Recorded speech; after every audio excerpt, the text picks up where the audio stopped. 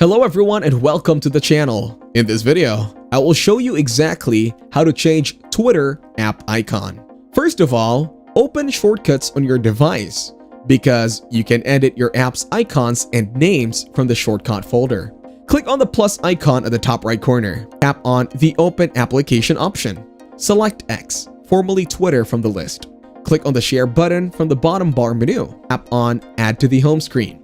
Now choose a photo. Now click on Choose. After that, click on Add from the top right corner. An icon will be added to your home screen, so you can quickly run this shortcut. Now, type Twitter to change the name of the application. The app name and icon are now changed. You can open it to see changes. Remember that this creates a shortcut to open the Twitter application, not a true replacement for the Twitter application icon itself. Thank you everyone for watching. Hope you got some value. Make sure to like the video and subscribe to our channel. Leave a comment down below and I will see you in the next one.